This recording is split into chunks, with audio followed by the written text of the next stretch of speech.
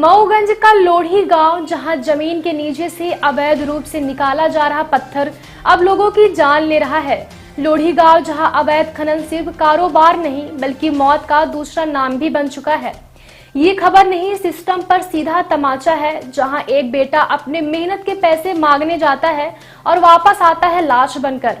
क्या आपको बोरवेल करवाना है लेकिन लोकल और सस्ते पाइप्स लगाकर हो गए हैं परेशान? तो अब आपके शहर में आया है न्यूट्रॉन 40 kg बोरवेल पाइप। दमदार क्वालिटी के साथ 10 साल की गारंटी, ज्यादा मजबूती और लंबी उम्र का वादा। तो अगली बार बोरवेल करवाएं, केसिंग पाइप सिर्फ न्यूट्रॉन 40 kg ही लगवाएं। मृतक के पिता ने बताया कि राजभान साकेत जो अपने हक का पैसा मांगने गया था, लेकिन वो जिंदा वापस ही नहीं लौटा।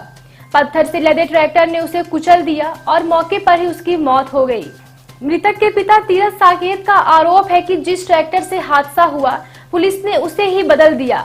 असली ट्रॉली गायब कर दी गई और किसी दूसरे ट्रैक्टर को जब्त कर मामले को दबाने की कोशिश की गई। पिता तीरथ साकेत का कहना है कि मेरा बेटा पढ़ने जाता था, उस दिन बस अपना मेहनताना लेने गया था, लेकिन उसे मौत मिल गई और अब इंसाफ के लिए दर दर भटकना पड़ रहा है। मौत का ये ट्रैक्टर सिर्फ एक हादसा नहीं बल्कि सिस्टम की नाकामी की चीख है। अब देखना होगा कि प्रशासन जागता है या फिर एक और फाइल बंद कर दी जाएगी।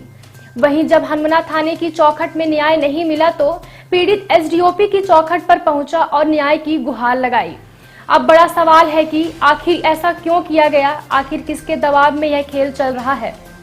ये शाम के 6:30 बजे मेरा बेटा गए पप्पू सिंह ट्रैक्टर के पास पैसा मांगने, और 7 बजे हमें खबर मिली कि तुम्हारे लड़का एक्सीडेंट हो गया है। तो मैं जब मौके पर गया तो वहाँ ख़त्म हुआ पड़ा, न कोई ट्रैक्टर रहा था, न कोई आदमी था, न कोई नहीं। पप्पू सिंह ट्रैक्टर कह के एक्सीडेंट करके भाग गया है। तो नहीं, ट्रैक्टर में क्या लगा था? तो उसमें लगा था ढोका।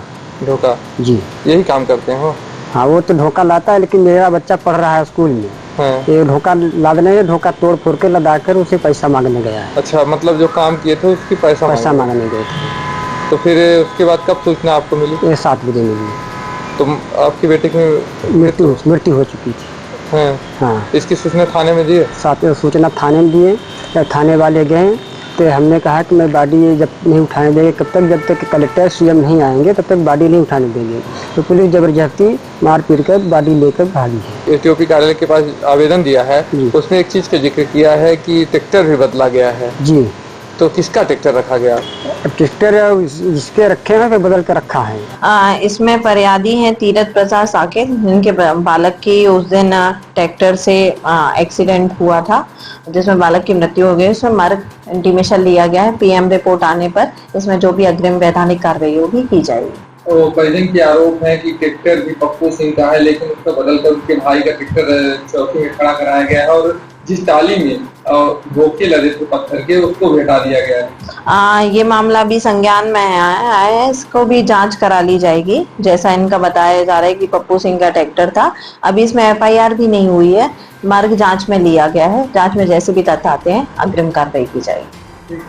खनन भी जो है बहुत बड़े पैमाने पर, अगर आप पूरे मऊगंज जिले के चारों तरफ देखेंगे, चाहे वो सीतापुर से लेकर कोई पर्टिकुलर कोई बात हो तो आप मुझे बताइए, मैं उस मुझे जैसे कलेक्टर साहब ने जांच कराई है, एसडीएम ने प्रतिवेदन दिया है, बड़े पैमाने पर निश्चित रूप से कार्रवाई होगी। अगर नहीं हुई तो मैं अभी मीटिंग खनन की अगर पत्रकार खबर दिखाते हैं तो उन पर हमला किया जाता है, लेकिन आज तक कोई कार्रवाई नहीं हो रही है। सिर्फ बड़े पैमाने पर जो है अवैध खनन हो रहा है। अरे इनका यार किनारे डॉक्टर नहीं बैठते, अरे बस